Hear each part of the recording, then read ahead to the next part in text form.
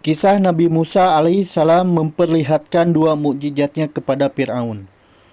Menjawab tantangan Fir'aun yang menuntut bukti atas kebenarannya, Nabi Musa dengan serta-merta meletakkan tongkatnya, dan dengan mukjizatnya tongkat di atas itu segera menjelma menjadi seekor ular besar yang melata menghadap Fir'aun. Karena ketakutan, Fir'aun melompat dari singgasananya, melarikan diri seraya berseru pada Musa, "Hai Musa, demi asuhanku kepadamu selama 18 tahun, panggillah kembali ular itu." Kemudian dipeganglah ular itu oleh Nabi Musa alaihissalam dan kembali menjadi tongkat biasa. Fir'aun kepada Musa setelah hilang dari heran dan takutnya, "Adakah bukti yang dapat engkau tunjukkan kepadaku?" "Ya, lihatlah." Nabi Musa menjawab serta memasukkan tangannya ke dalam saku bajunya. Kemudian tatkala tangannya dikeluarkan dari sakunya, bersinarlah tangan Nabi Musa alaihissalam dan menyilaukan mata Fir'aun itu dan orang-orang yang ada di sekelilingnya. Fir'aun yang sebagai raja menyatakan dirinya Tuhan tentu tidak akan mudah menyerah kepada Nabi Musa alaihissalam, bekas anak pungutnya, walaupun kepadanya telah dilihat dua mukjizatnya. Akan menyatakan kepada kaumnya yang ia khawatirkan akan terpengaruh oleh dua mukjizat Nabi Musa itu, bahwa semua itu adalah perbuatan sihir, juga bahwa Musa dan adalah ahli sihir yang mahir yang datang dengan maksud menguasai Mesir dan penduduknya dengan kekuatan sihir itu. Fir'aun dianjurkan oleh penasehat yang dikepalai oleh Haman agar mematahkan sihir Nabi Musa dengan mengumpulkan ahli-ahli sihir yang terkenal di seluruh negeri untuk bertanding dengan melawan Nabi Musa. Dan dengan anjuran manakah yang tepat dan disetujui oleh Fir'aun yang merasa itu adalah pikiran yang tepat dan jalan terbaik untuk melumpuhkan mukjizat Allah yang oleh mereka dianggap sihir. Anjuran itu lalu ditawarkan kepada Nabi Musa yang seketika tanpa ragu-ragu sedikit pun menerima tantangan Fir'aun untuk beradu dan bertanding melawan ahli-ahli sihir. Nabi Musa alaihissalam berkeyakinan penuh bahwa dengan perlindungan Allah, ia akan keluar sebagai pemenang dalam pertarungan itu. Pertandingan sihir yang diilhami perbuatan setan melawan mukjizat yang dikaruniakan oleh Allah Subhanahu wa Ta'ala. Pada suatu hari raya, kerajaan telah menyetujui untuk mengadakan pertandingan sihir. Maka berduyun-duyunlah penduduk kota menuju ke tempat yang telah ditentukan untuk menyaksikan perlombaan kepandaian sihir. Pertandingan sihir yang buat pertama kali ini diadakan di kota Mesir. Semua yang ikut bertanding sudah berada di tempatnya. Ahli-ahli sihir yang terpandai telah berkumpul dari seluruh wilayah kerajaan, lengkap dengan tongkat, tali, dan alat-alat sihir lainnya. Cukup bersemangat dan akan berusaha sepenuh kepandaian mereka untuk memenangi pertandingan. Mereka telah memperoleh janji dari Fir'aun dan diberi hadiah dan uang dalam jumlah yang besar bila berhasil mengalahkan Musa dengan mematahkan daya sihirnya. Segala sesuatunya telah selesai disiapkan dan masing-masing pembesar negeri sudah mengambil tempatnya mengelilingi Raja Fir'aun yang telah duduk di atas kursi singgasananya.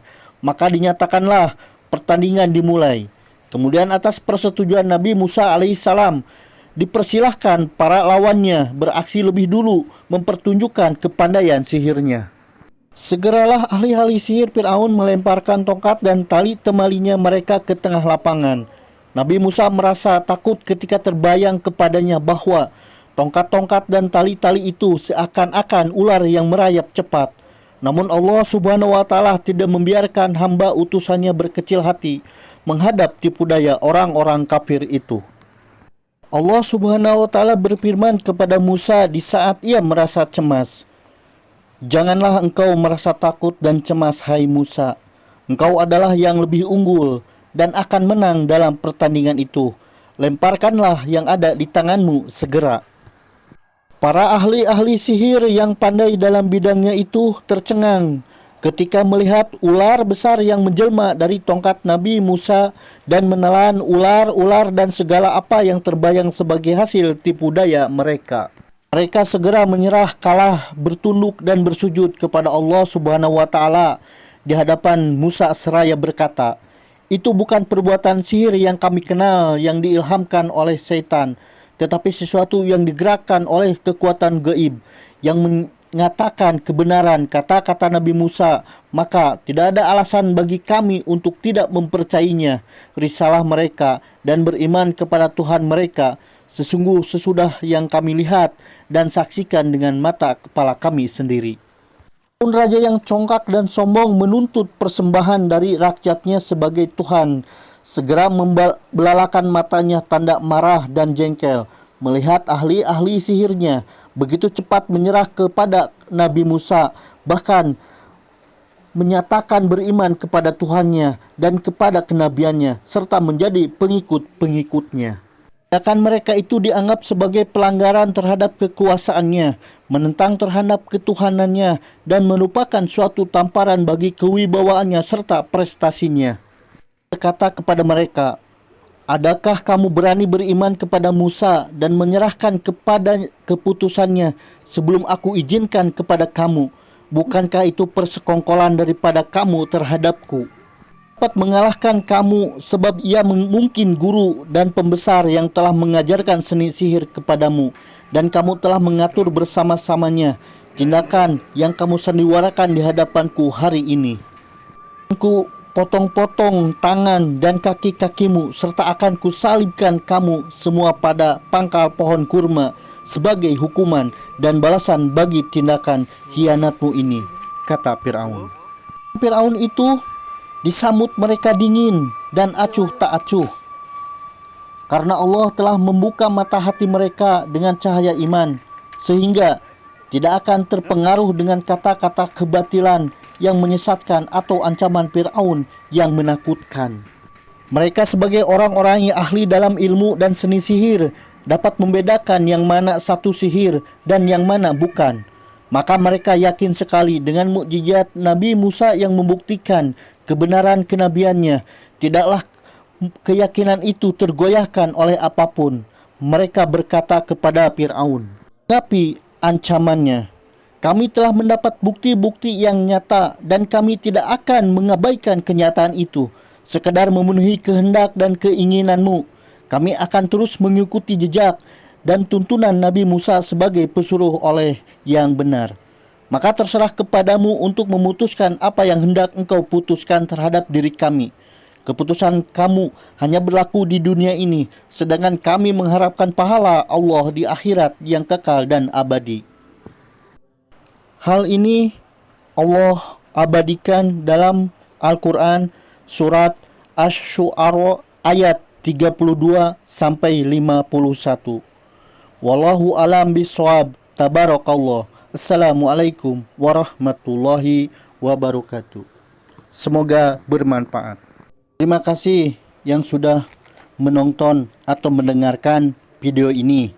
Juga dapat sahabat-sahabat lihat di short channel sederhana tentang sejarah Nabi, tentang asbabun nuzul Quran, juga tentang hadis-hadis Nabi, dan juga kata-kata motivasi yang mudah-mudahan membawa bermanfaat bagi kita semua, terutama diri saya pribadi khususnya dan umumnya. Buat yang benar mendengarkan saja atau melihat video ini, semoga diberi kesehatan selalu, keberkahan, diberi kelancaran dalam mencari rezekinya, memiliki anak yang soleh-solehah, memiliki keluarga yang sakinah, mawadah, warohmah, dan juga andaikan ada yang lagi milih mantu atau ambil mantu, semoga mendapatkan mantu-mantu yang solehah, dan juga apabila ada yang sedang mantu-mantunya mengandung, diberi cucu cicit yang soleh-soleha juga. Itu saja. Terima kasih pada semuanya. Semoga tidak kapok. Semoga walaupun ini hanya channel sederhana, semoga bisa bermanfaat. Diambil sesuatunya yang baik yang bisa kita amalkan kepada rekan-rekan kita semua atau anak-anak kita semua dan yang lainnya. Billahi taufiq wal hidayah. Assalamualaikum warahmatullahi wabarakatuh.